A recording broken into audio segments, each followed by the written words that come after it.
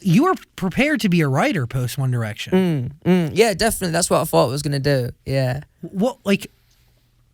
I think a lot of people must go through this, like other artists in different situations.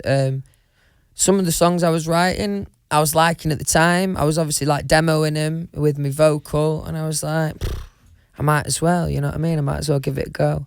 But are you going to give those other songs up? Like, you have 100 records right now that you There's probably... there's some that, again, that didn't work for my record, but for someone else I think could be really cool, yeah. I sent Liam a song about 2 weeks ago, Liam Payne front band, but never heard back from him, the little Hold on, Liam who? Sorry. Liam Payne from the band, yeah. From the band One Direction? Yeah. Oh, God, I forgot about them. No, I'm kidding. Yeah, don't be a dickhead. No, but like, by the way, he should answer you, right? What's he doing? What was it? He'll get back to me, don't worry. I'll just send it again and again and again. You're going to be like every other writer that feels like the song is perfect for somebody. Exactly. But does that mean you're still writing like R&B and pop? Because that's kind of the direction he went in. That was a bit, that song I probably wrote about 18 months ago that I sent him recently. So, yeah, that's something I wrote a while ago, to be honest. When, like, as I say, when sessions felt a little bit more like that. It's a bit more like almost like a Post Malone record. What was it about the record that made it right for him? Why was it?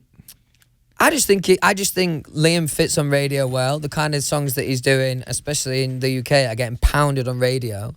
Just felt like one of those songs that I always thought, I could always hear it on radio. So we were talking about the connection that you have with your fans and the relationship and the deep. I mean, it's deep, man. They care. Yeah. But I think it's here from somebody just being on the outside looking in. I believe it is as deep as it is because there's never been a boy band like you guys.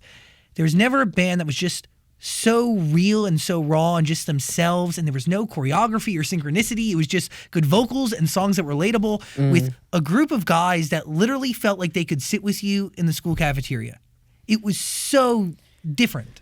that was the intention from the off, man. And you know, I was always a big spokesperson in that. You know, again, from the influences and what I grew up listening to, I couldn't be a part of all wear same outfit. You know what I mean? And because dancing. Because also, you know, it was as we came around, Twitter was getting massive as well at that same time, which definitely helped us nicely. But it also meant that you could bullshit less. Do you know what I mean? People see the truth now, you know what I mean, or more. So I think it was always. You also see people, unfortunately, that you know have lived this other life as another individual publicly, and eventually that catches up with you. You know, it's difficult, and that was the beauty of being in a band like One Direction is we could always just be ourselves. I mean, you know, within reason because there's a young fan base, but completely be ourselves.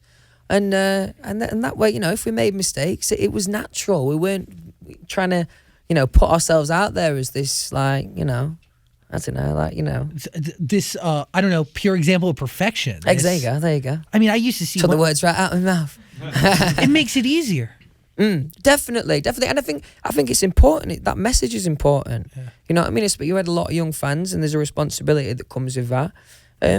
And you want them to see how it is. You want them to see that you're real. You know what I mean? We always wanted to come across, especially when we're younger, like super relatable, like the naughty lads in the back of your class. Do you know what I mean? But that's also what you were. And maybe I'm wrong. Yeah, no, absolutely, definitely. I mean, sometimes, especially early on, the media thought we were proper little darlings, but there were times where we were proper little dickheads.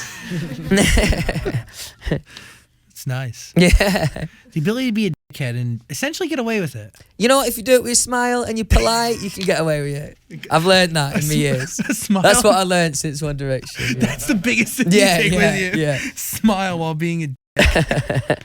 You said you weren't ready for the band to end, but looking back, are you happy how it all played out? Tough question, really. You know what I mean? It's hard to say. I mean, I'm happy that I got a chance, you know, to really showcase myself and have moments like Kill My Mind and, you know, make the album like I've made. That definitely feels amazing. But at the time, no, I wasn't ready for it. But it was a shock, you know. That's kind of why I didn't really see it coming. So I hadn't prepared for anything else. But here we are now, and yeah, this is all right. This. Yeah. When did you start thinking about your solo career?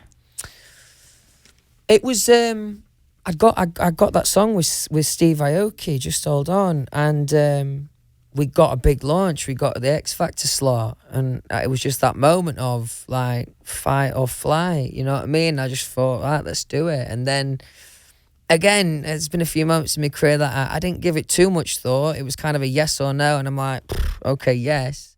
And before I know it, I'm sat here. You know what I mean? It's crazy. Do you remember the moment where it fully hit you that One Direction was done?